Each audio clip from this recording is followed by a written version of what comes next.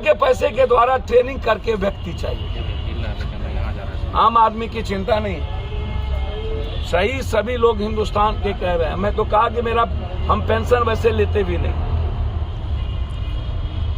तो भारत के फौज के लिए हम बिजली, पानी, रेलवे, पेंशन इसको छोड़ दूं। पहले नेता और जो सीनियर पदाधिकारी है, पहले जो जिसको 2 लाख, 4 लाख, 1 लाख से ऊपर का तनख्वाह है, वो पेंशन छोड़ दे। सर योजना जो फ्री स्कीम योजना है, पहले सुनिए सर, फ्री स्कीम योजना को समझने का प्रयास करो, उसको बंद कर दे भारत में प्राइम मिनिस्टर, और उसके पैसे का पेंशन फौज को दे। तो ये जो सत्ता, कुर्सी और पॉलिटिकल सिस्टम को जिंदा रखने के लिए हम कैसे आएंगे, एक तरफ चावल और 3 महीना पहले अनाज दे करके और सारी चीजों को बढ़ा देंगे, तो आप इसको समझने का प्रयास करिए। पथ की स्कीम्स है, ये कोई नरेंद्र मोदी या अमित शाह की उपज नहीं है। अब अजीत डोभाल 77 में 17 साल वैसे ही अजीत डोभाल पैसा खा रहा है, उसको क्या जरूरत है 17 साल अधिक नौकरी करने की। ये नेता लोग 80 या 90%, 90 साल तक बाप का बेटा, बेटा का राजा का बेटा राजा। इन लोगों ने घर में जाकर के ये सारे बच्चे हमारे इनके माँ बाप ने, पिता ने, सबने लोगों को खाना दे दिया। लड़का जो फिजिकल और मेडिकल कर लिया, 24 से 28 जिसको नौकरी नहीं मिलेगी, एक वो बख्श। 7,000 से 12,000 ये लोग इंतजार कर रहा है कि कोई और नौकरी मिल जाए। तो जो 1 लाख से 13,000 जिसकी उम्र क्रॉस कर गई, और 24 से 28, 23 के पहले ये 17 के बीच में कहते हैं, और 23 आते आते खत्म। तो अनसिक्योर्ड लाइफ, हम यदि आपको किसी को बोलेंगे कि तुम 10 बजे 10 घंटा के बाद मर जाओगे, तुम तो पहले ही मर जाओगे। तो इस सरकार ने कंप्लीट मारने की तैयारी कर ली हर आदमी को।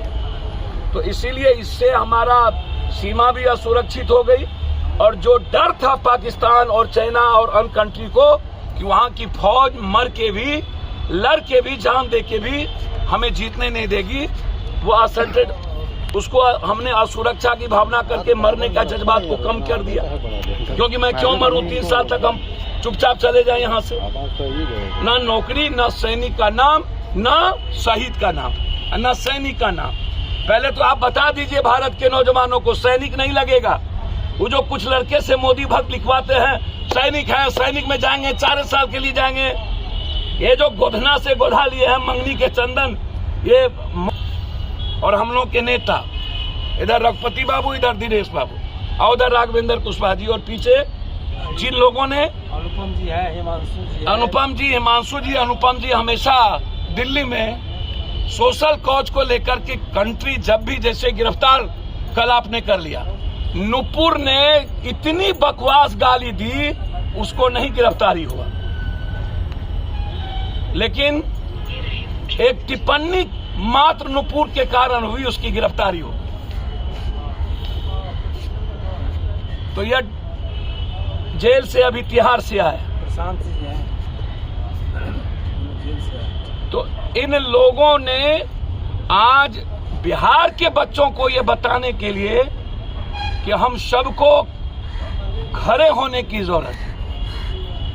हमें इन लोगों के बारे में पता चला तो मैं अपना सारा कार्यक्रम, जबकि 2 मर्डर, हमको लगा कि इनके मॉरल और ऐसे साथियों के साथ खड़े होनी चाहिए। इसीलिए हम लोग इस गांधी मूर्ति के जगहों से ये बताना चाहते हैं कि मरने वालों की तादाद मारने वालों से ज्यादा है। लोग बैठे ये मानव निर्माण के, समाज निर्माण और विश्व निर्माण के बौद्धिक लोग, यह सरकार, भारत हो या राज्य, हमेशा से इस कंट्री में ऐसी हाथ प्रत्येक संस्थाओं को समाप्त करना चाहती है जो संस्था भारत की अर्थव्यवस्था, भारत की बौद्धिक व्यवस्था, भारत की सांस्कृतिक व्यवस्था, भारत की लोकतांत्रिक मूल्य और संवैधानिक विचारों को सेव करती है या उसको रेस्पेक्ट के लिए काम करती है 140 करोड़ लोग, जो दुनिया की सबसे बड़ी ताकत है।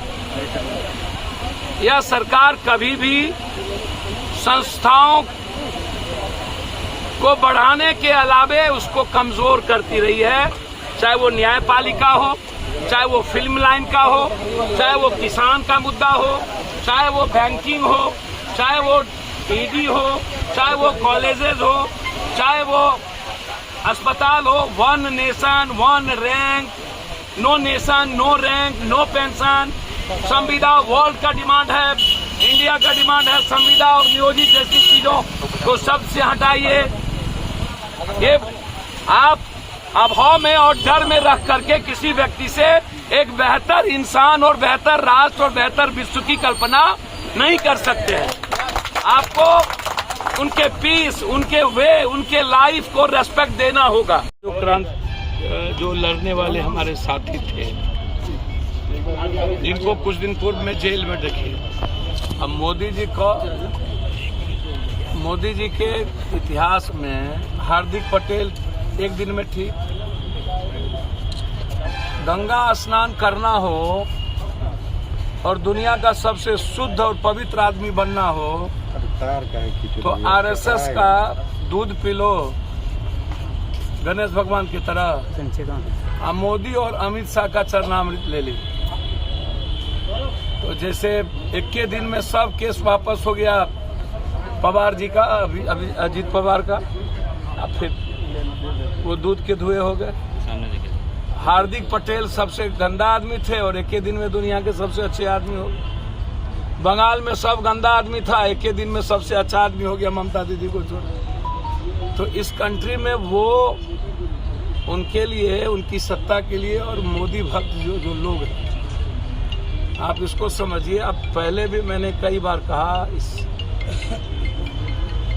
कि यह जो चीजें हैं 14 लाख से 7 लाख फौज को कम करने की एक योजना, चाइना पाकिस्तान के भीतर या दुनिया के भीतर जो भारत की इकोनॉमी का सबसे बड़ा अप्रोचेबल जगह है, भारत का रेस्पेक्ट किसी व्यक्ति के कारण नहीं है। हमारी जो इकोनॉमी का ग्रोथ है, जो खुदरा बाजार है, मिडिल क्लास है, वो दुनिया में हमारे रेस्पेक्ट को बढ़ाता है और दुनिया को आकर्षित करता है। जॉब को खत्म करने का काम, no pension no rank and no country को कोलैप्स कर देने, भारत के फौज पर और भारत की सुरक्षा पर हमला नरेंद्र मोदी जी ने किया,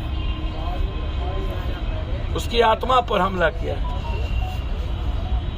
नरेंद्र मोदी जी, हमको तो शक है कि बिपिन रावत को किसी ने मरवा दिया हो, क्योंकि उन्होंने अत्यधिक सैनिक की उम्र बढ़ाने का उन्होंने लगातार ये चर्चा उठाई थी। अब जो हमारे सबसे बड़े बाना सिंह, परमवीर चक्र, उसको भी आप डरा दिए। 18 साल का चंद्रजीत यादव को भी डरा दिए। तो आप तो सबको खौफ के और डर के साये में रखना चाहते हैं।